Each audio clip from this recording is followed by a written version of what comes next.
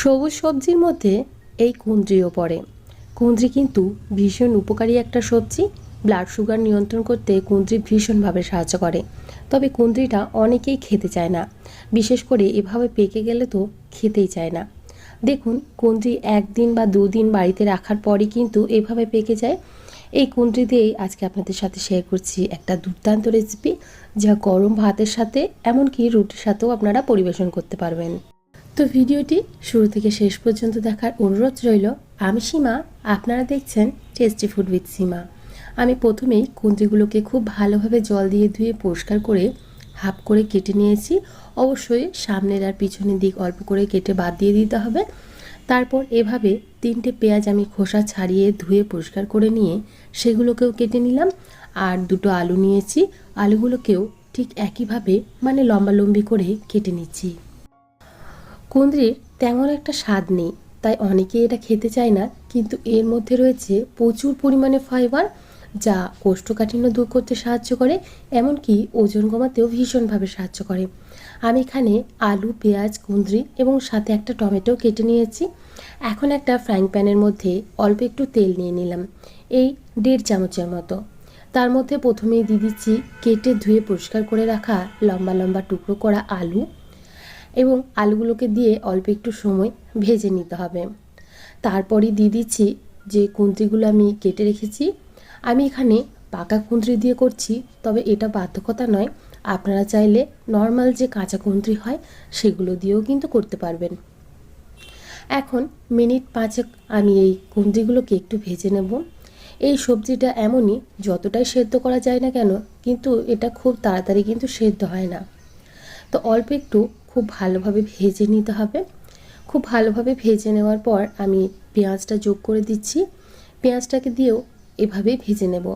আমি এখানে 3টে পেঁয়াজ দিয়েছি, তবে আপনারা চাইলে পেঁয়াজের পরিমাণটা বাড়িয়েও দিতে পারেন। পেঁয়াজটাকে দিয়েও খুব ভালোভাবে অল্প একটু সময় ধরে ভেজে নিচ্ছি। দেখুন, খুব ভালোভাবে ভাজা হয়ে গেছে। এখন তুলে রেখে দিচ্ছি অন্য একটা পাত্রের মধ্যে।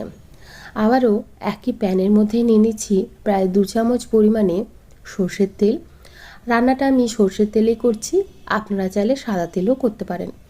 এখানে দিয়ে দিচ্ছি ফোড়নে কালো জিরে এবং শুকনো লঙ্কা, সাথে দিয়ে দিচ্ছি আদা, রসুন এবং কাঁচা লঙ্কার পেস্ট। 1 ইঞ্চি পরিমাণে একটা আদার টুকরো, 5-7 কোয়া রসুন এবং 2টো কাঁচা লঙ্কা আমি এখানে পেস্ট করে দিয়েছি। ঝালটা অবশ্যই আপনারা নিজেদের পছন্দ অনুযায়ী এখানে ব্যবহার করবেন।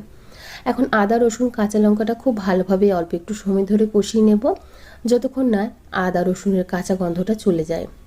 তো খুব ভালোভাবে কষিয়ে নেওয়ার পর এখানে গুঁড়ো মশলা অ্যাড করে দিচ্ছি। গুঁড়ো মশলা দেওয়ার সময় অবশ্যই ফ্লেমটা একদম লোতে করে দেবেন, না হলে মশলাটা পুড়ে যাবে। প্রথমে দিয়ে দিলাম 1 চামচ জিরে গুঁড়ো, পরিমাণ মতো হলুদ গুঁড়ো, 1 চামচ ধনে গুঁড়ো এবং 1 চামচ কাশ্মীরি লাল লঙ্কার গুঁড়ো। এখন অল্প একটু জল দিয়ে মশলাটাকে খুব ভালোভাবে কষিয়ে নিচ্ছি। যেহেতু গুঁড়ো মশলা অ্যাড করেছি, তাই অল্প একটু জল ব্যবহার করলাম, না হলে মশলাটা কিন্তু পুড়ে যাবে। তো দেখুন, খুব ভালোভাবে অল্প একটু সময় ধরে আমি এই মশলাটাকে কষিয়ে নেব। কুঁদরির মধ্যে রয়েছে প্রচুর পরিমাণে আয়রন, যা শরীরের রক্তাল্পতা দূর করতে ভীষণভাবে সাহায্য করে, তাই অবশ্যই কুঁদরিটা খাদ্য তালিকার মধ্যে রাখবেন। তো দেখুন, মশলাটা খুব ভালোভাবে কষানো হয়ে গেছে। যে টমেটোটা আমরা আগে কেটে রেখেছিলাম, সেই টমেটোটা একটা মিক্সিং জারের মধ্যে দিয়ে খুব ভালোভাবে পেস্ট করে নিয়েছি। এখন খুব ভালোভাবে মশলাটাকে কষিয়ে নিতে হবে। অল্প একটু বাটি ধোয়া জল দিয়ে দিলাম। এখন নাড়াচাড়া করে মশলাটাকে আরও 3 থেকে 4 মিনিটের মতো কষিয়ে নেব। অবশ্যই একটু ঢাকা চাপা দিয়ে কষাবেন, আর মশলা যত কষানো যায় রান্নার টেস্ট কিন্তু ততটাই ভালো আসে। আচ্ছা, এখন আমি যোগ করে দিলাম পরিমাণ মতো লবণ।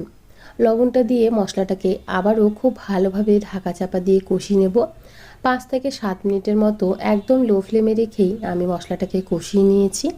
আমাদের মশলাটা সম্পূর্ণ কষানো হয়ে গেছে।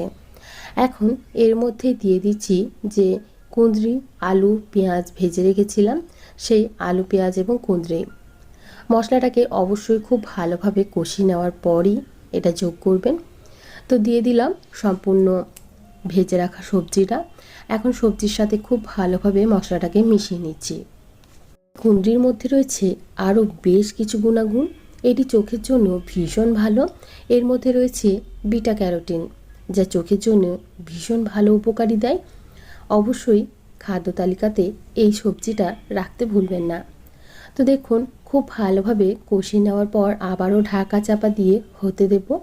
আমাদের কুঁদরিটা কিন্তু আগে থেকেই ভাজা হয়েছে, তাই হতে খুব একটা বেশি সময় লাগবে না। দেখুন, এখন ঢাকাটা খুলে নিচ্ছি। আমাদের কুঁদরিটা একদম হয়ে এসেছে। আচ্ছা, এর মধ্যে কিন্তু কোনো রকম জল ব্যবহার করব না, এটা এভাবেই থাকবে। আর এভাবে খেতে কিন্তু ভীষণ ভালো লাগে। রুটি, পরোটা, এমনকি গরম ভাতের সাথে খেতে কিন্তু অসাধারণ লাগে। ওপর থেকে দিয়ে দিচ্ছি সামান্য পরিমাণে চিনি, যেহেতু টমেটো দিয়েছি এবং কুঁদরিরও কিন্তু পেকে গেলে একটা টক ভাব থাকে, তাই অল্প একটু চিনি ব্যবহার করলাম। চিনিটা দিলে টেস্টটা ভীষণ ভালো আসবে। অপছন্দ হলে অবশ্যই দেবেন না। এখন আবারও খুব ভালোভাবে মিশিয়ে নিচ্ছি। তৈরি হয়ে গেল আমাদের কুঁদরির দুর্দান্ত স্বাদের সবজি। ভিডিওটি ভালো লেগে থাকলে অবশ্যই বাড়িতে ট্রাই করে দেখবেন। আশা করি আপনাদেরও ভীষণ ভালো লাগবে। আজকে তাহলে এখানেই বিদায় জানাচ্ছি। আবারও হাজির হয়ে যাব অন্য কোনো দিন অন্য কোনো রেসিপি নিয়ে। ভালো থাকবেন, সুস্থ থাকবেন এবং ভিডিওটি সম্পূর্ণ দেখার জন্য আপনাদের সবাইকে অসংখ্য ধন্যবাদ। বাই।